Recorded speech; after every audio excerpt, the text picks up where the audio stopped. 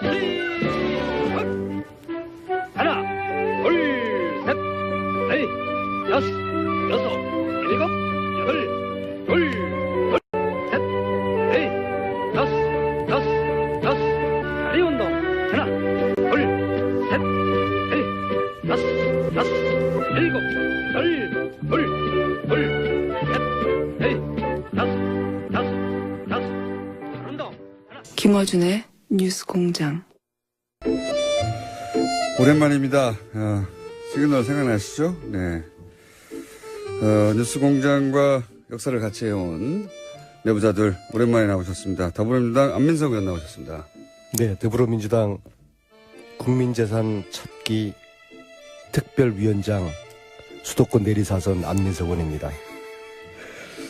자유한국당의 김성태 의원 나오셨습니다. 네, 자유한국당 정치보복 대책특위위원장 김성태 의원.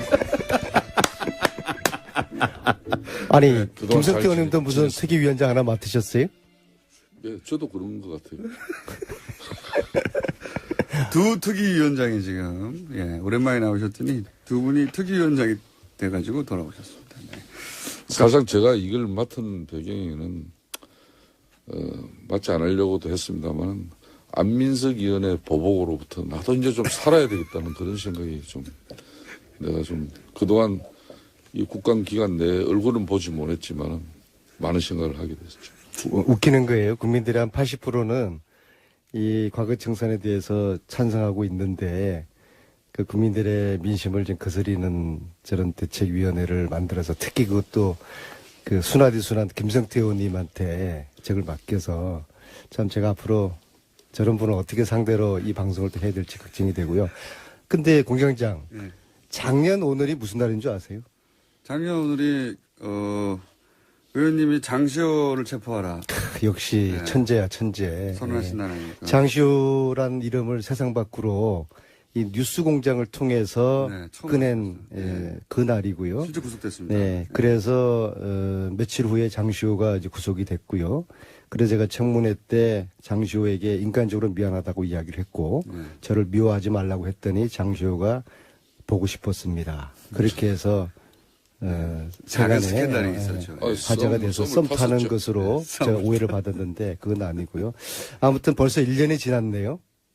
참 네. 긴 시간이 흘렀습니다. 사실 최순실 국정농단의 초기에 불을 붙인 당사자이신 안민석 의원님 그때 많은 특종을 터뜨리셨어요. 예. 그렇습니다. 사실상 저희 당이 오직하면 지금 정치보복 대책특위를 이렇게 만들 정도로 혹시 그 타켓을 저를 향하는 거 아닙니까? 저희들은 이제 당하기 때문에 네. 최소한의 방어라도 하기 위한 그런 조직입니다. 근데 이제 참 1년 만에 세상이 바뀌어도 너무 많이 바뀌었습니다. 그러니까 최순실 국정농단에 제대로 대처하지 못한 또 그 책임 때문에 대통령 탄핵이 이루어지고 정권마저 내준 그런 상황이지 않습니까? 그 모든 중심에 안민석 의원이 있었다는 거죠. 국민이 있었던 거고요. 그런데 아유. 사람이 간절함이 이루어진다고 했잖아요. 작년 이맘때 근데 이 문제를 너무 간절하게 밝게 되겠다는 생각을 많이 하니까 꿈만 꾸면은 영감이 주는 거예요. 꿈만 꾸면은 영감이 떠오르고. 세월호 아이들도 나타나서 저에게 영감을 던져주고 가령 제가 박근혜 전 대통령 대포폰 사용한다. 그것도 제가 이야기를 처음으로 한 거거든요. 아무도 안 믿었죠. 근데 어느 날 작년 이맘때쯤에 아침에 딱 일어났는데 아이들이 꿈속에 딱 나타나면서 그 대포폰 이야기를 저한테 꿈을 제가 깨는 순간 대포폰 최순실과 박근혜가 대포폰을 사용하지 않았을까 그런 추정을 하면서 그 부분을 집중적으로 캐봤더니 그게 몇몇 제보자들 이야기 쭉 종합해 보고 그러니까 이게 사실이더라고요. 그래서 대포폰도 상상할 수 없었던 대통령의 대포폰도 작년 이맘때쯤에 제가 이렇게 꿈을 통해서 영감을 얻었어요. 정말이요. 영감입니다. 그걸 제가 어떻게 인간의 의지로 밝히는 아니 저 이야기를 저한테 제일 먼저 했는데 네.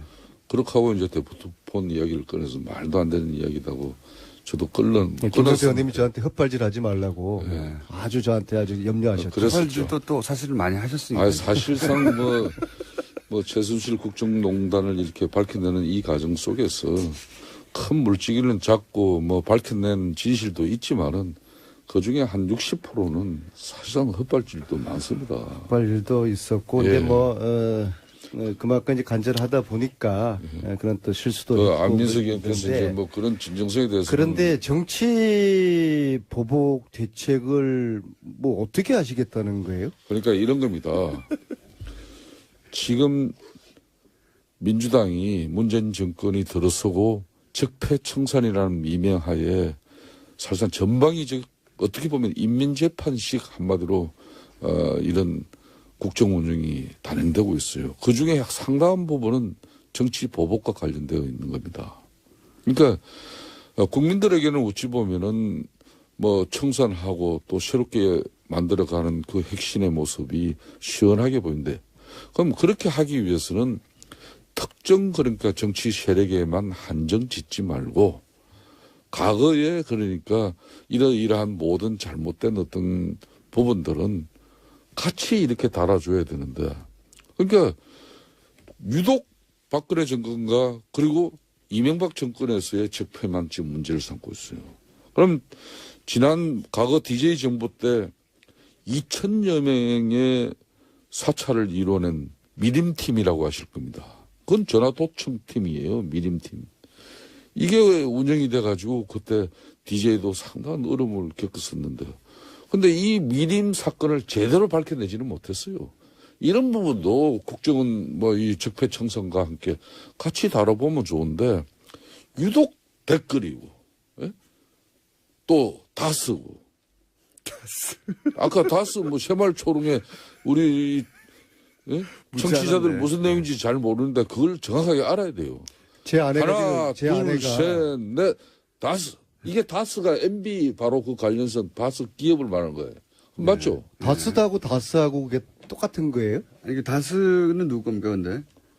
아, 다스는 뭐 제야의 음모론자인 좋은 정보력을 가지고 있는 우리 김어준 공장장군이 내보다 정보력이 많은데 의원님 어떻게 생각하십니까? 내가 그걸 알겠습니까?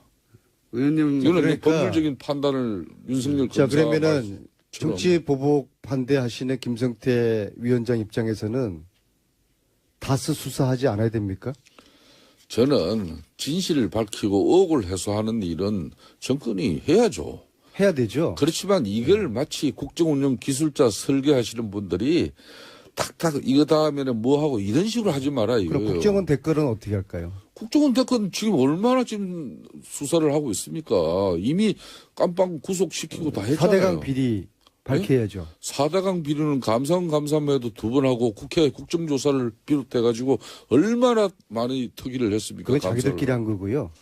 아, 그렇지 않아요. 자원외교 비리 밝혀야죠. 자원외교 비리 밝히세요. 네. 방해산업 비리 밝혀야죠. 아, 밝히. 이런 거 하자는 지금 겁니다. 카이 지금 사천에 이제 한국 근데 이런 거 하자는 건데 그거 하고 이걸 왜 있는데 정치 왜. 보복으로 몰아붙이세요? 제가 이야기 들은 것은 특정 정당과 관련된 그런 정치인들의 과거사만 신상털기하고 또 끄집어내가지고 그걸 처벌하는 방식으로 가는 건 맞지 않다는 거예요. 이방인의 까미 제가 이야기 한번 외워보시라고 그랬잖아요. 어제의 죄를 용서하는 것, 내일의 더 큰 범죄에 용기를 주는 것이다. 독하게 청산해야죠. 안민석 의원님, 블랙리스트 정말 나쁜 거죠, 그죠? 그거 조사해야죠. 아, 조사해야죠. 예. 근데 본 의원이 어제 서울시 국정감사를 하면서 여기 자료를 가져왔는데 박은순 여기 시장 TV 아니에요. 무슨 영상 뭐 박은순 화면자를 가지고 시장의 그러세요. 가장 라디오예요. 최측근이라고 일컬어지는 네. 변창흠 SH공사 사장이 취임한 지 얼마 안 돼가지고 SH공사의 1급, 2급 고위 간부들에 대한 신상 분류를 해놨어요. 첫 번째는 박은순 시장에 대한 충성도 여부에 따라서 동그라미 세모 꼽혀 분류했고 두 번째는 진보 계획성을 가지고 또 이렇게 분류했어요. 그렇게 해서 가입표라고 해주십시오. 가입표. 꼬표. 가입표가 많은 사람들은 이게 뭐 직급도 강등되고 해서 옷을 벗은 사람도 있고 보직 해임된 사람도 있고 이렇게 이 흔히 말하는 좌파 정권에서도 박원순 시장 체제에서도 이런 엄청난 블랙리스트 사건이 지금 나오고 있어요. 지금 김성태 의원님은 전문 용어로 지금 물타기 하고 계시는 겁니다. 저런 거 잘못됐죠. 근데 잘못했죠? 네, 근데 저런 거 해야죠. 저런 거 잘못된 거는 또 못하게 하고, 그러나 과거 이미 MB 박근혜 정권 10년 동안 이 나라를 말아먹은 이 범죄 행위에 대해서 수사하고 조사해야 되는 거 아니겠습니까? 해야죠. 그리고 그런데 잘못했으면 엄벌을 해야죠. 그럼요. 이걸 왜 정치 보복으로 몰아붙이세요? 자, 이것은 좋습니다. 대한민국 정의를 바로 세우는 겁니다. 여기 여야가 어디 있고 보수 진보가 어디 있습니까? 안민석 의원님이 요 근래 특수학교 대해서 한 방 먹으시더니 예. 이상한 위원장 맡으셔가지고 애매하게 물타기 하시고 그 몇 주 특수학교 만에 만나서 이런 말씀하시면 그 특수학교 이야기 잘 나왔어요. 서울시 15년 동안 특수학교 당에서 이런 이야기 이상한 들어보세요. 특위위원장 맡으라고 그러면 하지 않겠다고 해야 되는 이야기 거죠. 들어보세요. 안민석 의원님. 예? 그 특수학교도 서울시에서 15년 동안 못한 걸 우리 위대한 강서 지역 주민들은 그걸 대체부지를 통해서 수용하고 학교 폐교부지는 지역 주민들의 수군 사업을 같이 이뤄내고자 조영교육감과 합의하고 진행시킨 걸 어느 날 아침에 그걸 걷어차버린 사람이 조영교육감인데 그 진실을 아시는 분이 예? 왜 그런 얘기 아닙니까? 그리고 그 특수학교 잘 안민석이- 되고 있죠. 특수학교는 잘 안민석 되고 의원님, 있죠. 그 한번 이야기 좀 보세요. 혹시 뭐 이 통신사로부터 요즘 뭐 검찰 경찰로부터 통신 이런 기록 조회 받고 그런 뭐 피해는 안 받고 계시죠? 아유, 저는 지난 10년 동안 저 보세요. 서구한 날 당했어요. 저 보세요. 네. 제가 이 뭐 23건에 이 내가 방송이 텔레비전인데 내가 왜 이 자꾸 왜 한 뭐 일주일 저 전에 자료를 가지고 와서 저한테 들어보시고 들어보십시오. 그러세요? 제가- 일주일 전에 제가 보고 통신 기록 설명드릴게요. 조회를 해보니까 예. 무려 23건에 이렇게 저에 대한 저한테 통신 기록을 예. 조회한 사실이 통신사로부터 제가 나왔어요. 이렇게 저한테 전방위적으로 지금 현재 사실상 정치 보복 탄압이 이루어지는 행위가 만연해 있습니다. 그걸 아셔야 돼. 그래서 안민석 의원께서도 이제 집권당 의원으로서 의원님 대부분 박근혜 정부 시절에 된 건데요. 앞에 있잖아요, 이게. 예? 예? 여기 보세요. 이 앞에 이건 다잖아요. 만약에 제가 네. 김성태 정치보복 대책특별위원장님, 예. 우리 문재인 정부 이후에 누군가가 김성태 의원님을 사찰했다 그러면은 예. 제 손가락에 장을 지지겠습니다. 좋습니다. 만약 그런 일이 있다 그러면 제가 발벗고 나서서 예. 규명하겠습니다. 염려하지 마십시오. 예. 그런 일 박근혜 없어야 정부 되고. 때 있었던 일을 가지고 저, 애매하게 이 청취자들 아닙니다. 헷갈리게 하시는 저런 자료 들고 나오셔서 저는 박근혜 정권에서도 비주류 오직 하면은 안종범 수첩의 이재호 선배와 저와 그 내용을 MB 때 주진우 많이 기자가 부르셨잖아요. 왜 주진우 기자가 비주류라고 자꾸 하세요. 밝혀냈지만은 MB랑 친하시잖아요. MB하고는 관계없죠. 친하시죠? MB 때도 저는 18대 국회도 소장 계획파 그 유명한 민본 21의 핵심위원이었습니다. 지금 민본 21 정치보복, 그렇게 유명하지 정치보복 않았습니다. 운운하는 게 핵심이 MB를 사수하라 이거 아닙니까? 아니 잠깐만요. 가장 두려워하는 게 MB 무상급식 먹는 거 이거 무서워하는 거 아닙니까? 저희들은 MB하고 박근혜에 이어서 MB까지도 무상급식 먹게 되면은 우리 난리 난다. 내년 지방선거 거들난다. 이거 아닙니까? 그러니까 저는 좋아요. 저는 안민석 자유한국당을 몰렴치한 당으로 저는 생각을 합니다. 뭐한 네. 3주 안 지금은 봤더니 뭐좀 국민과 달라졌다 함께 생각했더니 과거의 잘못에 대해서 함께 과거에 잘못된 범죄를 처단하고 그리고 새로운 대한민국을 만들기 위해서 여야가 안민석 함께 의원님. 힘을 모으는 거 이게 역사적으로 우리 정치인들이 해야 됩니다. 안민석 의원님 할말 3주 동안 없으시죠? 국정감사도 하고 이래서 우리 안 의원님이 많이 변했을 거라는 그런 기대로 이 방송에 오늘 나왔습니다만은 역시 하나도 안 변해요. 저 역시 좀 우리가 품격 몇 있는 주 만에 방송 처음 용어하고 뵈면서 그동안 이 국정감사 기간 엘레강스하고 동안에 디그니티한 그런 이 서울시 모습을 보려고 교통방송이 했는데 얼마나 정치 보복 대책특별위원장 안민석 의원님 디그니티 명사 아닙니까? 지금 예? 안민석 의원도 국정감사하는 기간 동안에 이 서울시 교통방송이 교통방송 설립 본연의 목적에 벗어나가지고 편향적인 정치관과 또 정치적인 입장을 가지고 방송을 많이 해가지고 지금 많은 지적을 받고 예? 그 동료 의원들 특히 국민의당 의원들이 이걸 집중적으로 문제 제기를 하고 있지 않았습니까? 뭐 그런 내용을 너무도 잘 아시는 분이 이 방송에서 이제 우리가 좀 정치적으로 정제되고 또 우리가 합리적인 대안을 제출할 수 있는 자성과 반성 속에서 건전한 비판이 있는 그런 방송이 돼야지. 둘이 앉았다 하면은 그냥 말이야 박근혜 정권 그리고 이명박 정권 나는 또 거기에 방어하느라고 DJ 노무현 정권 이거 바람직하지 않아요. 제가 한 가지만 김성태 의원님 잠깐만요. 자꾸 흥분하시니까 마이크가 귀에 자꾸 걸리고 있습니다. 예. 너무 가까이 다가오지 마시고요. 한 가지만 이 자리에서 약속을 하겠습니다. 예. 일단 MB 무상급식 추진위원장을 제가 김성태 위원님으로 오늘 제가 특별히 임명해 드릴 테니까 아이, 그 다음에 정치 보복 아이, 뭐 헛소리 하지 반대 특별위원장 이런 거는 당장에 간두세요. 헛소리 하지 마세요. 나도 이때까지 나 방송 용어 나 정제해서 하는 편인데 어쩜 이 방송에서 그렇게 말도 안 되는 얘기를 그렇게 하십니까? 다스가 누구 건지는 아시죠?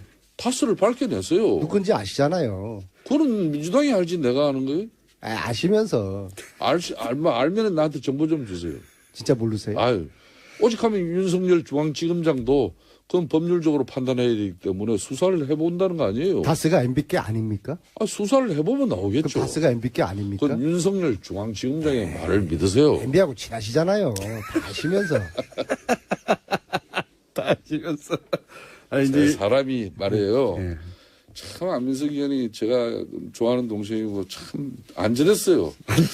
그런데 어느 날 문재인 대통령 방미길에 그 대통령 그 비행기 한번 타고 오시더니 그냥 사람이 저렇게 바뀌어가지고 지금 나 분명히 충고합니다만은 정치인의 긴 생명은 오로지 비주류입니다. 주류에 서지 마세요. 주류는 정성하고 MB하고 가까이 놀다가 지금 저렇게 되셨거든요. 주류에 서지 마세요. 주리. 근데 아무튼 제가 지금 주류에 안 서서 사선한 사람이 몇 주 만에 나도 주류에 섰으면은요 MB 때고 박근혜 때고 주류에 섰으면 나 이 자리에 없어요. 오늘 말 되게 많으시네요. 몇 주 만에 제가 뵈면서 오늘 이 순간에 저의 인내력을 테스트하고 있는데요. 저의 이 방송의 기본적인 기조는 디거니티와 엘레강스입니다. 저를 도전하지 마세요. 저거 어떻게 됩니까? 품격과 저기, 우아한 그런 자세를 제가 유지하도록 하겠습니다. 바른정당에서 몇 명 옵니까? 뭐 보시면 알겠지만 다른 당 문제를 뭐 제가 이 자리에서 언급하는 것은 적절치 않습니다. 하지만 말씀하실 거잖아요. 뭐 저는 이 보수 대통합의 물결은 거스를 수 없는 국민적 여망이고 소망이기 때문에 아마 내일 김무성 의원께서 이제 대통령이 이제 해외 국감을 마치고 나면은 예. 아마 그 구체적인 로드맵이. 현실이 곧 이제 뭐 실행이 곧 현실화되지 않겠나 이렇게 봅니다. 두 자릿수입니까? 한 자릿수입니까? 1차가. 뭐 두 자릿수 한 자릿수 그 사이를 왔다 갔다 하는 것 같아요. 아, 그래요? 네. 두 자릿수가 될 수도. 정확할 겁니다. 그러면 9명이거나 한두 명이나 요 사이로 왔다 갔다 한다. 그렇습니다. 최소한 9명 이상은 되는 거네, 그러면. 그렇게 굉장히 전망하시고. 저 표정이 뭔가 이렇게 우리가 뭔가 해내고 있다는 그런 표정이지 않습니까? 네. 저는 이 지금 정계 개편 내지는 통합의 이 본질을 전문용어로 먹고 살기 힘든 야당들의 노이즈 마케팅이라고 봅니다. 자유한국당이나 바른정당이나 국민당이 지지율이 형편없지 않습니까? 자유한국당 요즘 올라가고 있습니다. 그러니까 이렇게 이제 시끄럽게 하면서 국민들에게 이거라도 해서 관심을 끌고 싶은 그런 욕구. 그리고 지금 공장장이 이야기했지만은 한꺼번에 하지 않을 거예요. 찔끔찔끔 하면서 계속적으로 다른 거 가지고 국민들에게 뭐 보일 게 없어요. 정책으로 보이겠습니까? 뭐 도덕성으로 보이겠습니까? 어차피 박근혜 국정농단의 이 부역 정치 세력 아니겠습니까? 할 게 없어요. 그래서 이거라도 우당탕탕 시끄럽게 해서 국민들 시선 좀 끌고 그리고 뭐 오갈 데 없는 보수의 국민들 마음을 모아서 뭔가 이렇게 으쌰으쌰 한번 해보자. 이게 지금 본질인 것이거든요. 안민석은 자, 정치라는 거는 공자왈, 총칼은 전쟁은 총칼로 하는 것이고 정치는 명분으로 하는 겁니다. 이 지금 통합하는 이 명분이 뭐가 있어요? 뭐 명분을 이야기해보세요. 명분을. 자, 명분 이야기할게요. 예.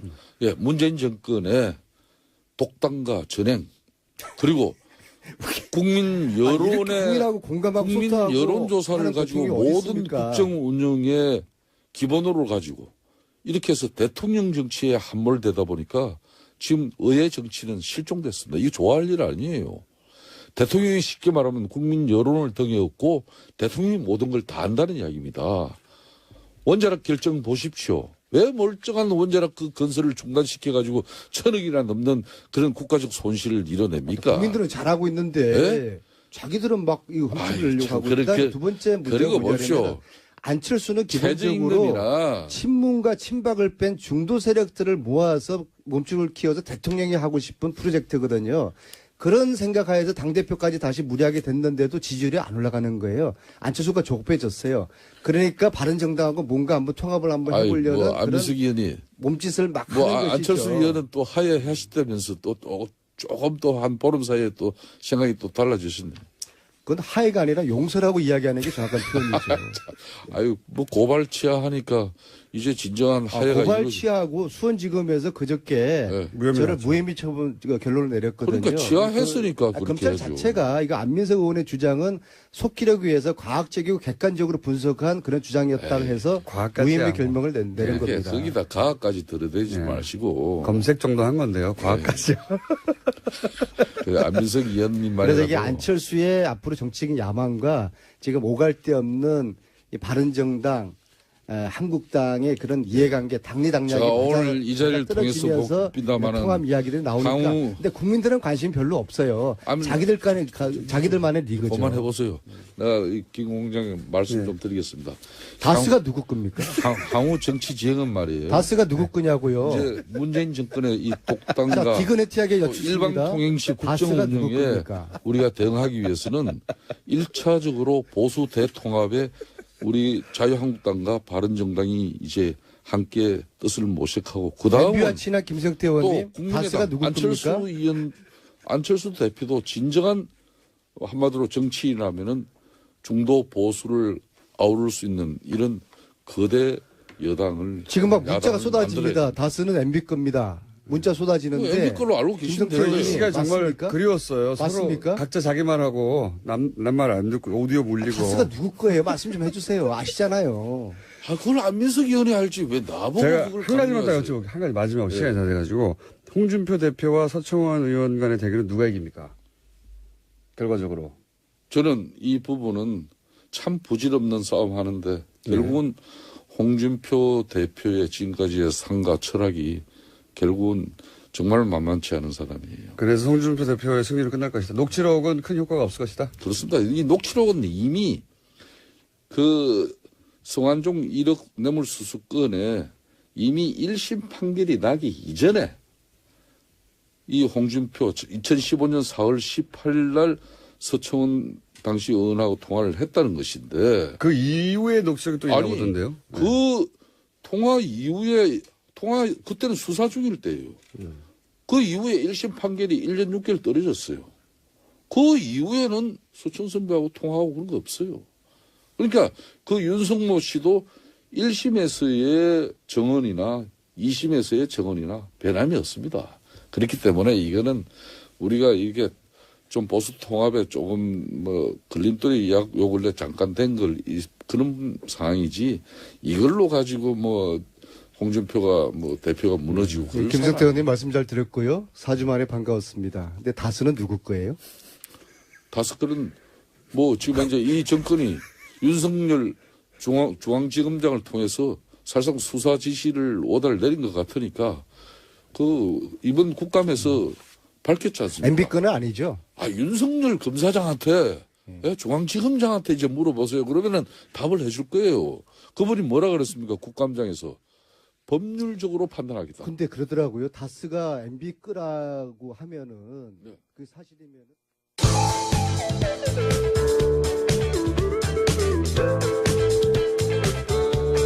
대한민국 시사 프로그램을 선도합니다. 고깃빛깔 김어준.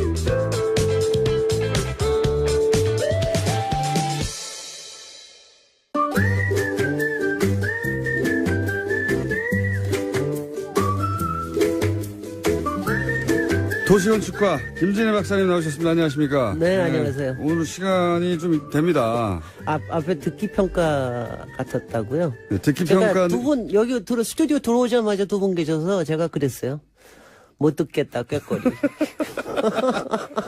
아니 이제 제가 정말 이 시간 듣기 그 평가. 시간에 말을 잘 안 하는 이유가 뭐냐면 이미 오디오가 두 분이 물리고 물리는데, 있는데 네. 저까지 하면 세 사람이 글쎄요, 물려가지고 그냥 구경만 하고 있습니다 보통은. 그래도 그리워하시는 분들이 많은 모양이에요. 아니, 그거 그러니까 여전히 들으면서 욕하고 네. 다음 주는 왜 안 나오지? 그리고 스트레스 풀고. 샌드백이 필요해요, 사회에는. 역시. 샌드백이 서로를 치고 그런데 서로로 딴 데를 쳐요. 네. 그래가지고 A가 하는 말이 B에게 가서 B가 A로 전달해야 대화가 되는 건데. 근데 오늘 대화가 아니고요. 오늘은 드디어 디그니티 앤드 엘레간스까지 나와서 제가 정말, 바깥에서 까무러쳤습니다. 그리고 헛소리도 나오고요. 자, 오늘, 윤보순 대통령 지난주에 했고. 네. 오늘은 정치 리디어 건축. 네. 어딥니까? 오늘은 제가 사실 오랫동안 이걸 언제 해야 되나 했던 거를 이제 오늘 합니다. 노무현 네. 대통령과 봉하마을. 봉하마을. 정확하게는 봉하마을의 노무현 대통령 사저 네네. 얘기를 하는 건데요. 제가 사실 얘기하려고 하는 거는 굉장히 특이한 게 봉하마을은 생가와 사가와 묘소가 같이 있는 그쵸. 같은 공간 안에 있는 우리나라에서 유일한 곳대입니다. 세계적으로도 드물 것 같아요. 굉장히 드문 데입니다. 네. 그 다음에 또 하나 제가 이제 그동안 윤보선 경교장 여러 얘기를 했지만 대통령 사가에 건축가의 이름이 알려진 거로는 유일합니다. 아하. 그러니까 그 건축가의 이름은 사실 일반 조금 관심 있으신 분들은 다들 알고 계실 거예요. 정기용 선생님이시라고 이분도 2012년 이때 돌아가셨습니다. 마지막에 대장암으로 돌아가셨는데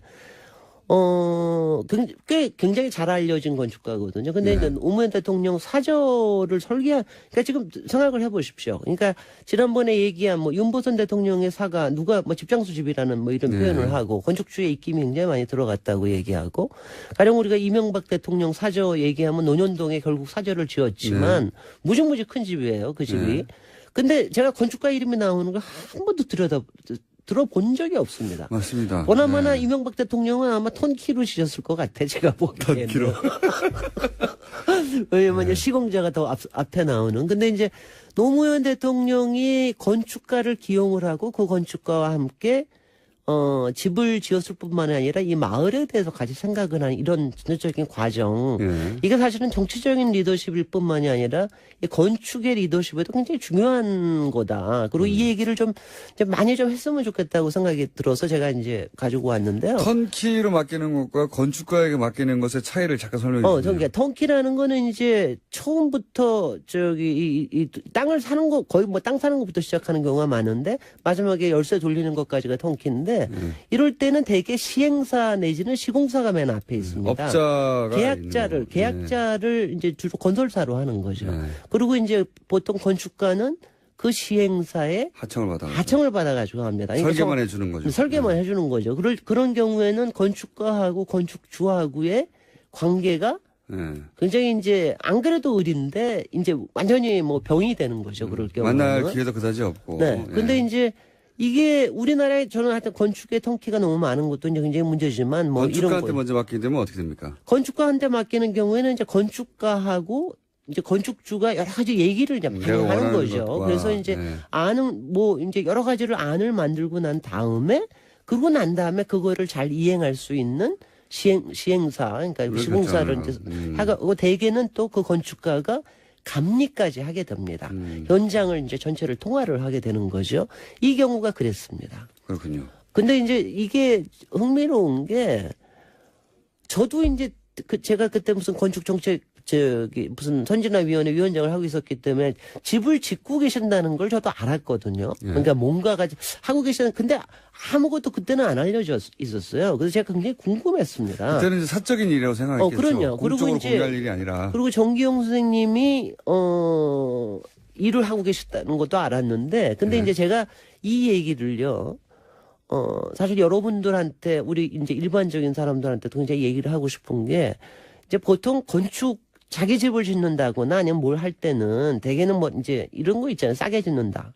아니면 내가 원하는 대로 짓는다. 근데 이제 그럴 때 사실 많은 사람들이 통키로 가기도 하지만 건축가를 고를 때 굉장히 힘이 들어해요. 그렇죠.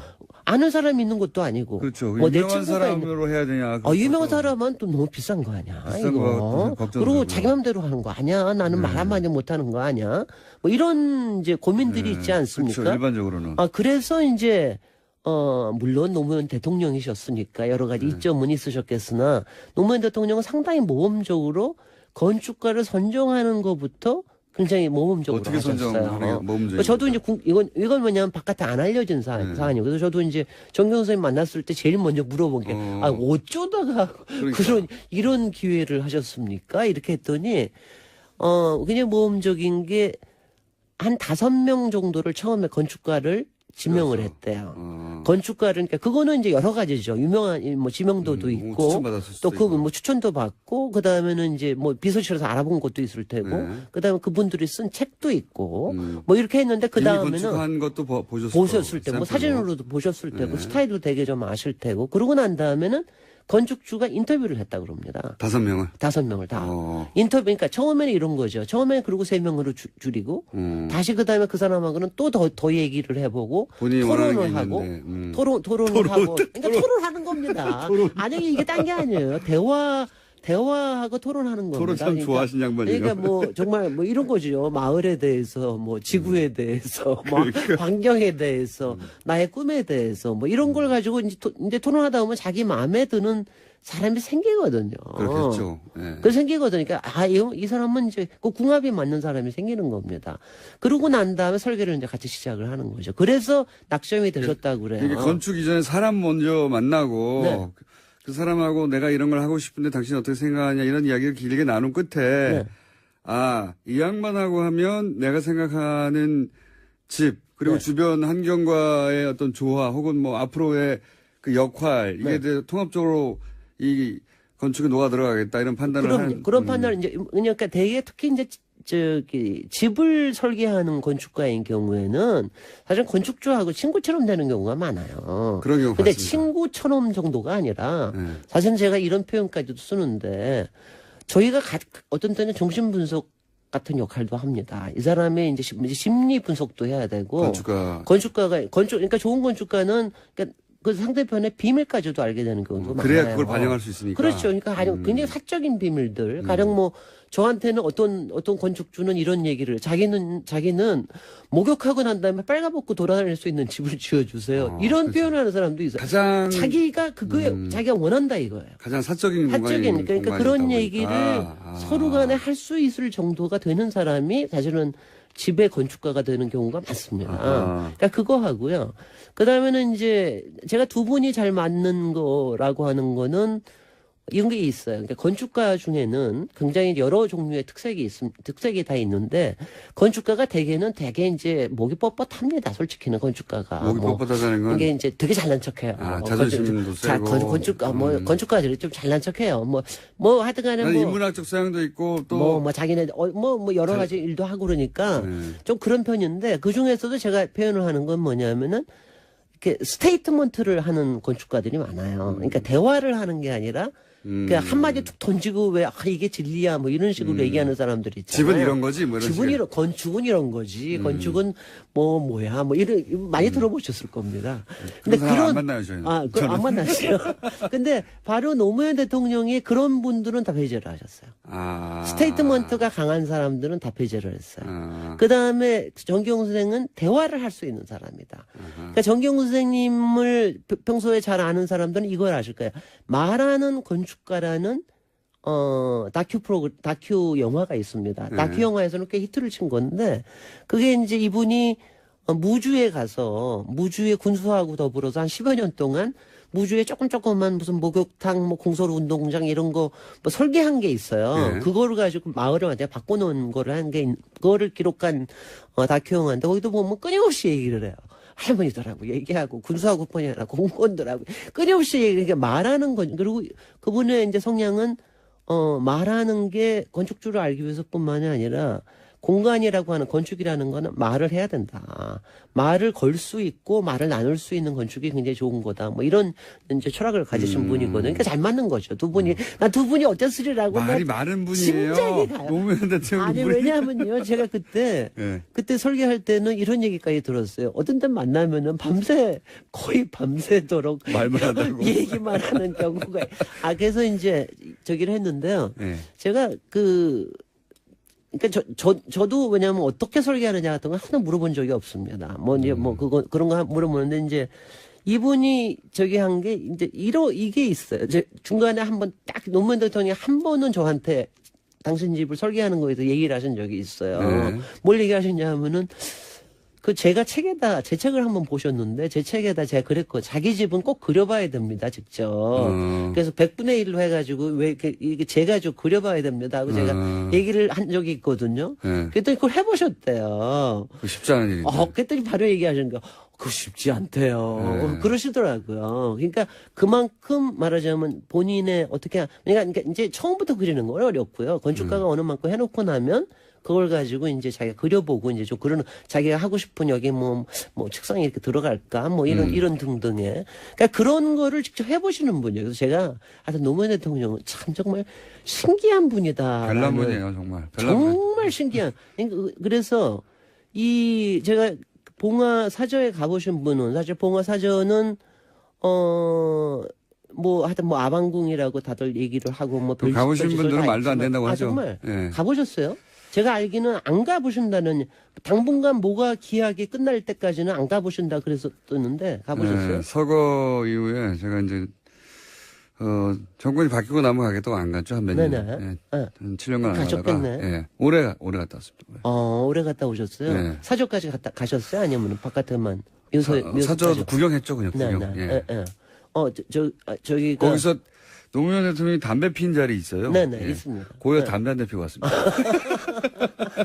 그러니까 사람의 이 추억과 기억이라고 하는 거는요, 정말 이게 큰 게 아니라 아주 작은 거에서 이게 끈이 만들어지는 것 같아요. 저는 그게 굉장히 중요한 것 같아요. 근데 이제, 정경수님은 봉화 사저만 가지고, 제가 사실은 오늘은 봉화 사저 얘기하고, 다음 주일에 봉화 마을에 대해서 한번 얘기를 하려고 그러는데. 사저 아직 시작도 안 됐어요. 이제 사저는. 건축가 얘기가 그러니까 나와도. 사저 얘기는 예. 특별하게 얘기하실 게 없어요. 그러니까 흙과 나무로 지어진 집이다. 지붕은 동판으로 되고. 근데 가장 중요한 게 생각보다 좁아요, 뭐냐면 그리고. 작아요. 예. 왜냐하면 근데 처음부터 정경수님이 예. 이거는 불편한 집이 돼야 된다. 시골에 사는 거기 때문에. 그래서 채를 나눠 놓으셨습니다. 예전처럼 사랑채, 안채, 행랑채 이렇게 옛날에 다 나눠줬잖아요. 다 나눠 놓으셨어요. 그래서 그게 이제 노무현 대통령 뿅 가신 모양이에요. 그게 너무 근사하다. 그래서 보면 지붕이 이렇게 따로따로 이렇게 이어져 떨어져 있는데 있죠. 떨어져 있는 게 다 따로따로 돼 있는 일부러 겁니다. 그랬군요. 일부러 그러니까 이게 채 나눔이라고 그래서 우리나라 건축의 굉장히 큰 특색이거든요. 그걸 차용을 하신 겁니다. 근데 이제 거기에도 보면 다 나눠서 좋은데 솔직히 사랑채 손님들이 이렇게 많이 오는데 맨날 부엌에서 들고 가기가 너무 힘이 들어서 권양숙 여사와 거기 맨날 툴툴대고 그러니까 나중에 부엌하고 연결하는 데만 지붕을 하나 만들었습니다. 거기는 비 오는 날 들고 가려니까 너무 힘이 들어서 그래서 이런 채 나눔으로 해서 만들어졌다고 하는 게 굉장히 특색이에요. 이게 조금 커 보이는 이유는 그 경호동 때문에 동이 커 보여요. 같이 뒤에 70평, 그러니까 집만 가지고는 한 110평 되는데 뒤에 70평이 같이 붙어 있습니다. 그래서 이제 이게- 아방궁이라고 했었죠. 예. 그래서 이제 아방궁이라는 뭐 이런 얘기를 저기를 하고 그랬는데 하여튼 느낌은 어떠셨어요? 아니, 저는 생각보다 좁다. 네. 예. 이제 사진으로만 봤으니까. 네. 생각보다 좁다는 거 하나고, 낮다. 네. 집들이. 낮습니다. 예. 전체적으로 낮습니다. 집들이 낮고. 턱도 잘 없습니다. 맞습니다. 네. 그리고 떨어져 있는 거. 네네. 왜 이렇게 떨어져 글쎄. 지었을까? 그 신기했어요. 네네. 불편할 텐데. 바로 불편한 게 시골에서 사는 마음이어야 된다. 그게 우리가 자연에서 사는 마음이어야 된다. 뭐 이런 얘기. 그리고 이제 그 부엌 말씀하셨죠. 불편하게 왔다 갔다. 네. 그래서 그런지 권양숙 여사님이 그때 밥을 해주시지 않고 짜장면 시켜주시더라고요. 저는 밥 한번 얻어 먹었는데. 네, 짜장면 한번 얻어먹었습니다. 네. 예. 그래서 사실 가보시면 제가 이제 다음 주는 생가도 얘기하고 뭐 좀 얘기를 할 건데 그러니까 이 사저, 그러니까 이거 자체만으로 박사님? 사저로서 네. 안녕하실 시간 없어요. 네네. 일단 오늘 여기까지 해야 될 것 같습니다. 사저의 의미를 새깁시다. 예. 다음 주에 이어가겠습니다. 김진일 박사님이었습니다. 안녕. 나도 안녕. 먼저 했는데 네. 그렇게 하고 이제 대포폰 이야기를 꺼내서 말도 안 되는 이야기다고 저도 끊었습니다. 김성태 의원님이 저한테 헛발질하지 말라고 네. 아주 저한테 아주 염려하셨죠. 그랬었죠. 또 사실을 많이 하셨으니까. 아 사실상 뭐 최순실 국정농단을 이렇게 밝혀내는 이 과정 속에서 큰 물질은 작고 뭐 밝혀낸 진실도 있지만은 그 중에 한 60%는 사실상 헛발질도 많습니다. 헛발질도 있었고, 예. 근데 그만큼 이제 간절하다 보니까 그런 또 실수도 그 있고 안민석 의원께서 그런데 이제 뭐 그런 진정성에 대해서 그런데 정치 보복 대책을 뭐 어떻게 하시겠다는 거예요? 그러니까 이런 겁니다. 지금 민주당이 문재인 정권이 들어서고 적폐청산이라는 미명하에 사실상 전방위적 어떻게 보면 인민재판식 한마디로 이런 국정 운영이 단행되고 있어요. 그중에 상당한 부분은 정치 보복과 관련되어 있는 겁니다.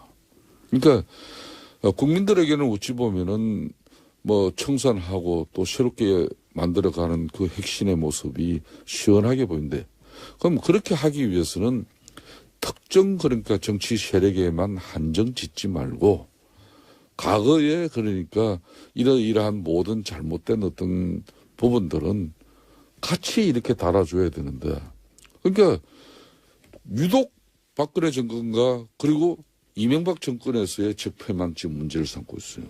그럼 지난 과거 DJ 정부 때 2,000여 명의 사찰을 이뤄낸 미림팀이라고 하실 겁니다. 그건 전화도청팀이에요. 미림팀. 이게 운영이 돼가지고 그때 DJ도 상당한 어려움을 겪었었는데 근데 이 미림 사건을 제대로 밝혀내지는 못했어요. 이런 부분도 국정은 뭐 이 적폐청산과 함께 같이 다뤄보면 좋은데 유독 댓글이고 예? 또 다스고 아까 다스 뭐 새말초롱에 우리 예? 청취자들 무슨 내용인지 잘 모르는데 그걸 정확하게 알아야 돼요. 제 아내가 하나, 지금 제 둘, 아내가 셋, 넷, 다섯. 이게 진보 계획성을 가지고 또 이렇게 분류했어요. 그렇게 해서 가입표라고 해주십시오. 가입표, 꼬표. 가입표가 많은 사람들은 이게 뭐 직급도 강등되고 해서 옷을 벗은 사람도 있고 보직 해임된 사람도 있고 이렇게 이 흔히 말하는 좌파 정권에서도 박원순 시장 체제에서도 이런 엄청난 블랙리스트 사건이 지금 나오고 있어요. 지금 김성태 의원님은 전문 용어로 지금 물타기 하고 계시는 겁니다. 저런 거 잘못됐죠. 근데 잘못했죠? 네, 근데 저런 거 해야죠. 저런 거 잘못된 거는 또 못하게 하고 그러나 과거 이미 MB 박근혜 정권 10년 동안 이 나라를 말아먹은 이 범죄 행위에 대해서 수사하고 조사해야 되는 거 아니겠습니까? 해야죠. 그리고 그런데 잘못했으면 엄벌을 해야죠. 그럼요. 이걸 왜 정치 보복으로 몰아붙이세요? 자, 이것은 좋습니다. 대한민국 정의를 바로 세우는 겁니다. 여기 여야가 어디 있고 보수 진보가 어디 있습니까? 안민석 의원님이 요 근래 특수학교 대해서 한방 먹으시더니 예. 이상한 위원장 맡으셔가지고 애매하게 물타기 하시고 그 몇 주 특수학교 만에 만나서 이런 말씀하시면 그 특수학교 이야기 잘 나왔어요. 서울시 15년 동안 특수학교 당에서 하나 이런 이야기 들어보세요. 이상한 특위위원장 맡으라고 그러면 하지 않겠다고 해야 되는 이야기 거죠. 들어보세요. 안민석 의원님.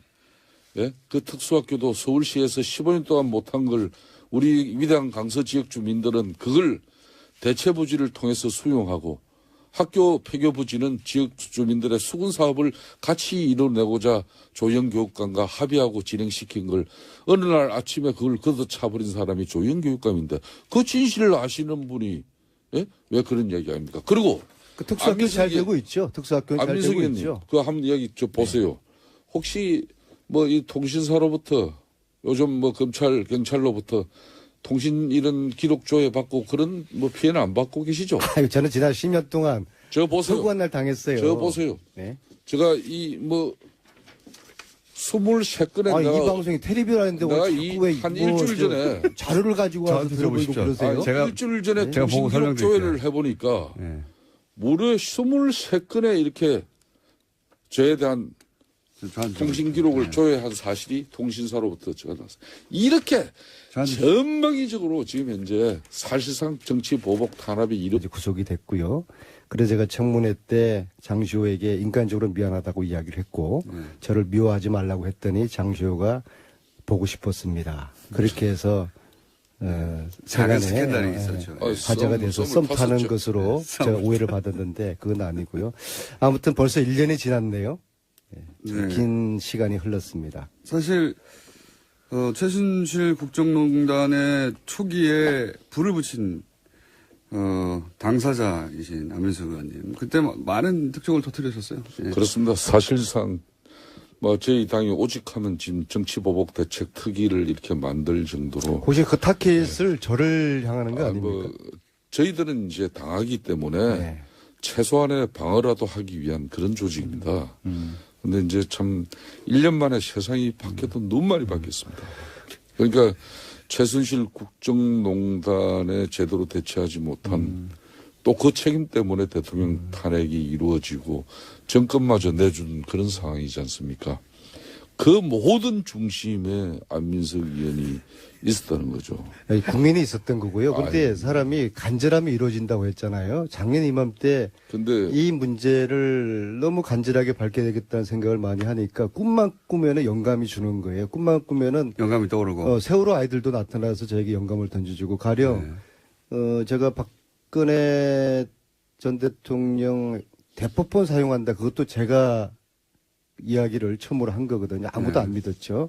근데 어느 날 작년 이맘때쯤에 아침에 딱 일어났는데 아이들이 꿈속에 딱 나타나면서 그 대포폰 이야기를 저한테 꿈을 제가 깨는 순간 대포폰 최순실과 박근혜가 대포폰을 사용하지 않았을까 그런 추정을 하면서 그 부분을 집중적으로 캐봤더니 그게 몇몇 제보자들 이야기 쭉 종합해 보고 그러니까 이게 사실이더라고요. 그래서 대포폰도 상상할 수 없었던 대통령의 대포폰도 작년 이맘때쯤에 제가 이렇게 꿈을 통해서 영감을 얻었어요. 정말이요. 영감입니다. 그걸 제가 어떻게 인간의 의지로 밝힙니까? 아니 저 이야기를 저한테 제일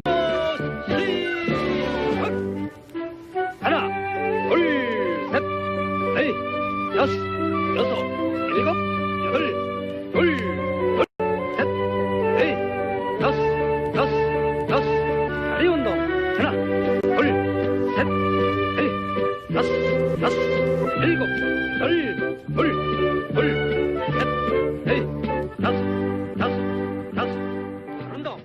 김어준의 뉴스 공장. 오랜만입니다. 시그널 생각나시죠? 네. 뉴스공장과 역사를 같이 해온 내부자들 오랜만에 나오셨습니다. 더불어민주당 안민석 의원 나오셨습니다. 네, 더불어민주당 국민재산 찾기 특별위원장 수도권 내리사선 안민석 의원입니다. 자유한국당의 김성태 의원 나오셨습니다. 예, 자유한국당 정치보복 대책 특위 위원장 김성태 의원. 아니, 그동안 김성태 잘 의원님도 무슨 지냈습니다. 특위위원장 하나 맡으셨어요? 예, 저도 그런 것 같아요. 두 특위위원장이 지금 오랜만에 나오셨더니 두 분이 특위위원장이 돼가지고 돌아오셨습니다. 네. 사실상 제가 이걸 맡은 배경에는 맡지 않으려고도 했습니다만 안민석 의원의 보복으로부터 나도 이제 좀 살아야 되겠다는 그런 생각이 좀 내가 좀 그동안 이 국감 기간 내에 얼굴은 보지 못했지만 많은 생각을 하게 됐죠. 웃기는 거예요. 국민들의 한 80%는 이 과거 청산에 대해서 찬성하고 있는데 그 국민들의 민심을 좀 거스리는 저런 대책위원회를 만들어서 특히 그것도 그 순하디순한 김성태 의원님한테 적을 맡겨서 참 제가 앞으로 저런 분을 어떻게 상대로 이 방송을 또 해야 될지 걱정이 되고요. 근데 공장장 작년 오늘이 무슨 날인 줄 아세요? 작년 오늘이 의원님이 장시호를 체포하라. 역시 천재야 천재. 선언하신 날이니까. 장시호란 이름을 세상 밖으로 이 뉴스 공장을 통해서 처음 꺼낸 알았어요. 그 날이고요. 실제 구속됐습니다. 네, 그래서 며칠 후에 장시호가 바스가 MB 바로 그 관련성 바스 기업을 말하는 거예요. 맞죠? 다스하고 다스하고 그게 똑같은 거예요? 아니, 이게 다스는 누구 겁니까, 근데? 다수는 제야의 음모론자인 좋은 정보력을 가지고 있는 우리 김어준 공장장이 내보다 정보력이 많은데 의원님 어떻게 생각하십니까? 내가 그걸 알겠습니까? 의원님 이거는 그러니까- 법률적인 판단을 윤석열 자, 검사가 그러면은 처럼. 정치 보복 반대하시는 김성태 위원장 입장에서는 다스 수사하지 않아야 됩니까? 저는 진실을 밝히고 의혹을 해소하는 일은 정권이 해야죠. 해야 되죠. 그렇지만 이걸 마치 국정운영 기술자 설계하시는 분들이 탁탁 이거 다음에는 뭐 하고 이런 식으로 하지 마라 그럼 이거예요. 국정원 댓글은 어떻게 할까요? 국정원 댓글 지금 얼마나 지금 수사를 하고 있습니까? 이미 깜빵 구속시키고 다 했잖아요. 4대강 비리 밝혀야죠. 4대강 비리는 감사해도 2번 하고 국회 국정조사를 비롯해가지고 얼마나 많이 특위를 했습니까? 그건 자기들끼리 한 거고요. 그렇지 않아요. 자원외교 비리 밝혀야죠. 자원외교 비리 밝히세요. 네. 방해산업 비리 밝혀야죠. 이런 거 하자는 지금 겁니다. 카이 지금 사천에 이제 한국 근데 이런 거 하자는 건데 그거 하고 이걸 왜 있는데 정치 보복으로 몰아붙이세요? 제가 이야기 들은 것은 특정 정당과 관련된 그런 정치인들의 가거사만 신상털기하고 또 끄집어내가지고 그걸 처벌하는 방식으로 가는 건 맞지 않다는 거예요. 이방인의 까미 제가 이야기 한번 외워보시라고 그랬잖아요. 어제의 죄를 용서하는 것, 내일의 더 큰 범죄에 용기를 주는 것이다. 독하게 청산해야죠. 안민석이 의원님, 블랙리스트 정말 나쁜 거죠, 그죠? 그거 조사해야죠. 조사해야죠. 예. 근데 본 의원이 어제 서울시 국정감사를 하면서 여기 자료를 가져왔는데 박은순 여기 시장, TV 아니에요. 무슨 영상 박은순 화면자를 가지고 시장의 그러세요. 가장 라디오예요. 최측근이라고 일컬어지는 변창흠 SH공사 사장이 취임한 지 얼마 안 돼가지고 SH공사의 1급, 2급 고위 간부들에 대한 신상 분류를 해놨어요. 첫 번째는 박은순 시장에 대한 충성도 여부에 따라서 동그라미 세모 꼽혀 분류했고, 두 번째는